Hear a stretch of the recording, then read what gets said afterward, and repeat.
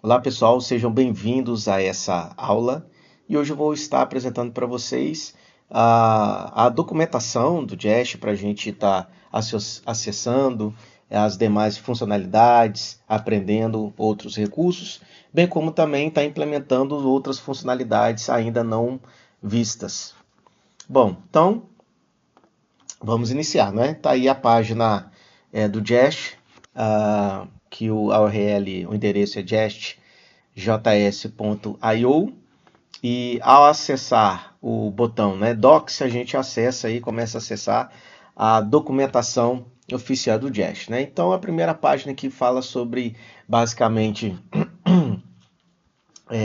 como instalar, né, dependendo do seu gerenciamento de pacotes, né, o básico de construir testes, né, que é a nomenclatura do arquivo e a escrita de testes, é como você pode configurar o seu pack de JSON para você rodar os seus testes, né, e a saída do seu teste. Então, é uma informação muito básica que tem nesta página, tá?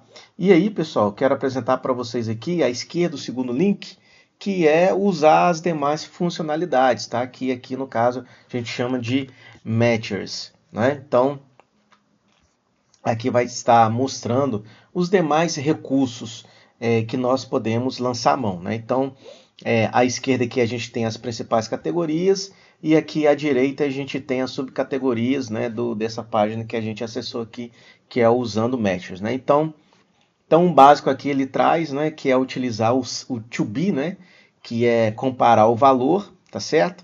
E aqui é a estrutura básica de teste, né, que eu já passei para vocês. Onde que está teste a gente pode substituir por it. Bom, e aqui ele vem explicando, né? Aqui está em inglês, não tem mais opções, né? Mas vocês têm aí, podem, né? Quem não tiver confortável, né, com o idioma, pode estar traduzindo, né? Utilizando algum recurso aí para essa tradução, tá? E aqui ele vem apresentando as categorias, né, da gente comparar os valores, né? Então, primeiro aqui é o básico, né, que ele vem apresentando, tá? E aqui ele só faz um comentário na diferença entre usar o to be e o to equal, né? Que o to be ele usa um tipo de objeto, né, para testar exatamente uma igualdade, então ele testa não só o valor, mas também o tipo de objeto, enquanto que o equal ele só vai comparar os valores, né? Então é por isso que é essencial a gente acessar a documentação oficial, né, para a gente estar construindo um software de qualidade, certo? Bom, e aí você vai rolando a página, vai apresentando, né, as categorias.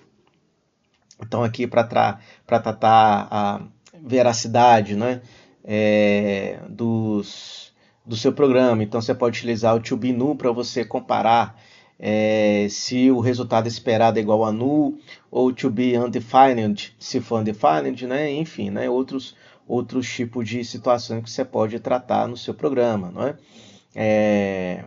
Com questões também com números, né? Então você tem essas funções para você tratar se um determinado valor é maior do que, ou maior ou igual, menor e menor ou igual, né? Então tem essas situações aí com números, tem as situações com strings, você pode utilizar o toMatch, e aqui tem dois casos de teste, que o primeiro aqui é um teste que não existe a letra I na palavra team, então a escrita do expect é essa expressão, onde que ele usa o operador aqui not, né, e depois o toMatch, e esses caracteres aqui, né, duas barras, né, o seu conteúdo no meio para dizer que você está buscando por um intervalo, né, dentro do seu valor que é esperado, né? Então, realmente, e não está inserido dentro de team, né?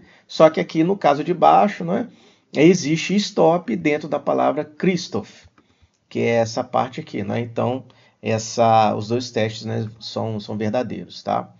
E aí trabalhar com arrays também, como é que trabalha com arrays, né? Dessa forma, né? Uma vez que você cria uma lista, né, criou aí sua sintaxe básica de caso de teste, e aí você vai trabalhar com a função toContain, né? E ele vai fazer uma varredura na lista que você passar e vai identificar se o determinado conteúdo ele está dentro da lista, tá certo? Bom, em trabalhar com exceções, que a gente começou a trabalhar, né? Eu passei o básico para vocês, mas tem algumas outras opções, como por exemplo, né? Partindo do princípio aqui que tem essa função no seu sistema, né, e tem as várias possibilidades de trabalhar com exceção. E essa exceção aqui automaticamente está lançando essa mensagem, e aí você pode criar um caso de teste com essas opções, não é? Simplesmente só chamar o toThrow ou toThrow, desculpa, com um erro entre parênteses.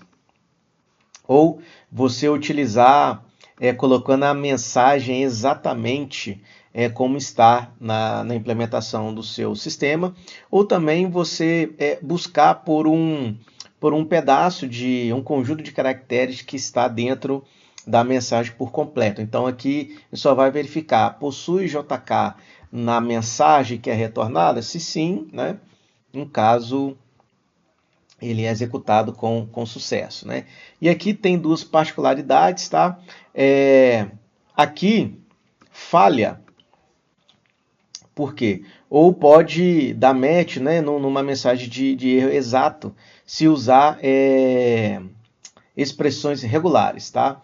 Então, pessoal, para você simplesmente verificar se realmente uma mensagem ela é exata que está retornando na sua exceção, vocês podem reparar aqui que é a frase com exclamação, certo? Então, para você comparar com exatidão o conteúdo da mensagem de exceção, você utiliza, né, a mensagem entre barras e no início você coloca o circunflexo e no final você coloca o sinal aí de cifrão, tá? O primeiro vai falhar, por quê? Porque como é a mensagem completa que ele vai comparar, está faltando a exclamação, que é o segundo caso, é um teste que vai passar, tá certo? Então assim, pessoal, nada melhor do que consultar a documentação oficial para estar construindo, tirando dúvida e construindo programas de maior qualidade aí do ponto de vista de teste de software. Perfeito? Pessoal, então voltando aí a nossa aplicação na construção de testes. Bom, então a gente tá com essa aplicação aí de e-commerce, né? Então aí a gente tem essa principal entidade aí que é o produto, do lado do domínio, e aqui a gente tem o teste, né? Testando esse domínio. Perfeito? Então, se a gente rodar o teste aqui de novo, npm teste, passou, todos os testes passaram, tá? E o que eu quero apresentar para vocês aqui hoje, uma opção, algumas opções, né? Da gente estar trabalhando com teste de forma um pouquinho mais elaborada, não é? Que são as funções before each e after each, bem como before all e after all. Bom, qual que é a ideia? De executar, né? Como não sei se vocês pegaram, né? São palavras em inglês, né? Deixa eu digitar aqui, né? Before e after. Certo? Deixa eu ampliar aqui para ficar melhor. Isso. Before e after. Before é antes e after é depois, tá? Qual que é a diferença? Quando a gente utilizar o before each, quer dizer o quê? Que vai ser executado um conjunto, vai ser executado o código que a gente colocar aqui antes de cada caso de teste. Então, se eu tenho esse caso de teste aqui, eu colocar um conjunto de código aqui, vai executar esse código, depois esse caso de teste. Né? Depois, né, executa o before each. Aqui executa o caso de teste e assim sucessivamente. Né? De forma análoga, enquanto o before executa antes, o after vai executar depois de cada caso de uso. Perfeito? E com isso a gente tem o before all. Before all vai ser executado uma vez antes de todos os casos de teste. E de forma análoga também, after all vai ser executado após a execução e uma vez só após a execução de todos os casos de teste, perfeito? Então, basicamente é isso aí, nada de complexo, perfeito? Bom, vamos ver uma aplicação disso? Com isso, a partir de agora, eu vou estar modificando o código, tá? Para estar atendendo esses critérios aí. Então, primeiro, o que eu vou fazer? Repare que o nosso código tem um monte de instâncias de produto, certo? Então, aqui eu instanciei um produto, depois tive que instanciar de novo e assim sucessivamente. O que eu quero fazer? Criar essa rotina, escrever esse código uma vez só e que ele possa ser chamado antes de cada caso de teste, tá? Então, para isso, eu vou criar uma variável aqui chamada p, né, de produto, e depois vou estar criando essa rotina que vai ser executada, tá, pessoal? Aí, obviamente, eu vou estar copiando e colando o código para a gente ganhar um pouquinho mais de tempo, tá? E com certeza vocês terão acesso ao código lá no GitHub, tá certo? No repositório. Bom, então o que eu fiz aqui, não é? Chamei a função beforeEach, tem essa sintaxe, então você chama a função anônima e dentro da função anônima você coloca o código que vai ser chamado. Então aqui eu instanciei o produto com esses valores e aqui eu não preciso mais aqui nesse caso de teste, né, de estar instanciando, de estar chamando essa linha, certo? Então simplesmente eu venho aqui e deleto essa linha, então não preciso mais daquela linha. Vamos fazer o teste só com essa modificação, npm teste, perfeito, todos os testes passaram com sucesso, tá? Perfeito? E aí você pode estar alterando seu código de forma que atenda essa situação. Aqui no caso de nome inválido, não é interessante, não vai fazer sentido a gente alterar, porque o que eu coloquei aqui em beforeEach, né, é um cenário ótimo, tá certo? Então, aqui é um cenário inválido, então, intencionalmente, né, eu criei um nome criei um produto sem o nome, então tem que ficar assim, tá? Então, o que vai fazer mais sentido no nosso exemplo são cenários válidos, tá? Que é, por exemplo, deve aumentar o estoque corretamente. Aqui deve aumentar o estoque corretamente. O que a gente pode fazer aqui, né? Tirar essa linha que está instanciando o objeto e, obviamente, alterar os valores, né, pessoal? Então, aqui eu estou iniciando com o estoque de 10. Então, aqui 10 menos 3 dá 7. E o outro cenário válido que é diminuir estoque corretamente. Aqui, ó, diminuir estoque corretamente. A gente tira essa linha. Então, aliás, né, eu fiz o cálculo errado aqui, é aumentar. Né? Então, 10 mais 3 dá 13, certo? E diminuir o estoque, né? 10 menos 3 dá 7. Eu já ia falar uma informação errada, não é?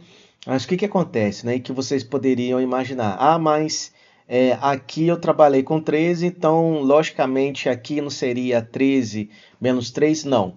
Lembre que a cada execução de um caso de teste, antes vai ser executado isso aqui, tá? Então, antes de cada caso de teste, sempre vai ter camisa azul, 79,90 e estoque de 10, tá certo? Então, por isso que é 10 menos 3 aqui neste caso, tá certo? Bom, vamos executar o nosso teste. Todos os testes passaram com sucesso, perfeito? Bom, então está mostrado para vocês, né, a ação aí a função do beforeEach. Vamos fazer uma aplicação aí da função afterEach, certo? Então vamos lá. Deixa eu pegar minha cola aqui para a gente agilizar no processo. Beleza. Bom, como já fiz uma introdução, né, o afterEach, né, ele tem uma ação similar ao before, só que ele vai ser executado ao final, né, depois de cada caso de teste, tá? E aí, na forma como a gente tem esse teste de produto, não vai ter tanta utilidade. Mas, não é, eu coloquei aqui só para vocês terem uma ideia, né, de que depois de cada execução de caso de teste, eu reforço que o valor de P ele vai ser zerado, tá? A cada alteração de valores que cada caso de teste possa mudar. Então isso aqui é só um reforço, só para um teste, tá, pessoal? E aqui é só para reforçar também que eu vou estar abrindo o terminal, só para vocês verem que realmente o After It está sendo chamado a cada caso de teste, perfeito? E aqui eu coloquei um comentário para deixar bem claro que esse After It, a gente vai utilizar muito quando a gente trabalhar com mocks, né? Então a gente vai estar trabalhando com dados mocados, então é um recurso bastante interessante, perfeito? Então vamos rodar o nosso teste, beleza? Todos os testes passaram, aí se eu subir aqui, tá vendo? O produto está nu, o produto está nu, isso quer dizer o quê? É essa linha aqui que eu chamei, tá? É essa linha aqui que eu chamei, e só deixei para vocês verem que realmente essa rotina está sendo chamada após cada caso de teste. Perfeito, pessoal?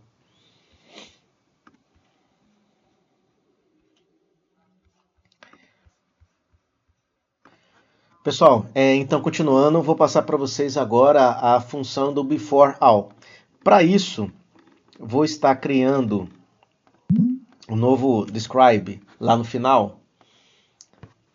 De novo, né, para agilizar, vou estar colocando o código aqui e estar explicando para vocês, tá? Então, criei um novo describe aqui dentro deste arquivo produtos. Não tem problema de você colocar vários describes, tá? Inclusive, a gente pode colocar mais de um describe dentro de outro. E isso aí eu vou estar tratando no próximo vídeo, tá? Bom, então aqui eu criei um outro describe com o nome, né, a lista de produtos. A ideia é a gente estar trabalhando essa funcionalidade de before all com uma lista, né? Então, criada aqui a lista produtos, né? Dentro do before all, eu criei uma lista com 3 produtos, tá? 3 objetos do tipo produto, né? Camisa, calça e tênis, tá? Isso quer dizer o que, pessoal? Antes, como o before all está dentro desse describe, né? Ele vai considerar o seu escopo, tá? Então esse before all está funcionando dentro apenas deste describe, tá certo? Bom, o que isso quer dizer? Que antes de qualquer coisa, antes de iniciar qualquer caso de teste, isso aqui vai ser executado, ou seja, antes de tudo, isso aqui vai ser executado, tá certo? Então aqui eu estou criando uma lista com 3 objetos e aqui embaixo eu estou trabalhando com esses casos de teste. Então aqui, né, a lista de produtos deve ter produtos na lista inicial e aqui eu comparo o tamanho da lista, então pego de forma dinâmica o tamanho da lista, comparo com 3, né, deve passar. Criei também o deve ter camisa como primeiro elemento, tá certo? Então acesso aqui, né, o primeiro elemento, o nome do primeiro elemento. E aqui o último, né, que essa lista deve conter um produto chamado tênis, perfeito? Então aqui, se a gente chamar o teste, vai também passar, perfeito? Então essa funcionalidade aqui de before all, isso quer dizer o que? Ele vai executar uma rotina, o que você colocar aqui antes de qualquer caso de teste. Perfeito, pessoal? E aí, de forma análoga,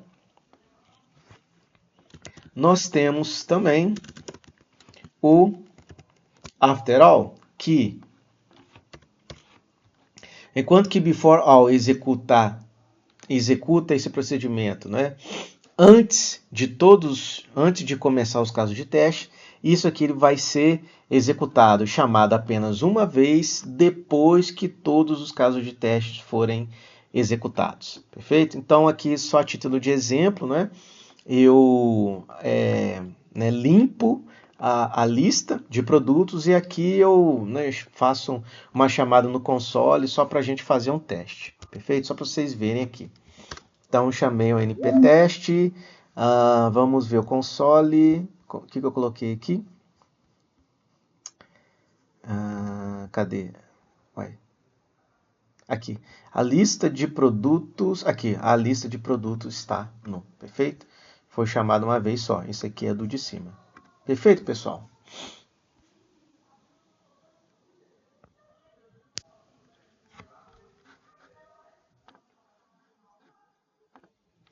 Pessoal, então é isso. Até o próximo vídeo.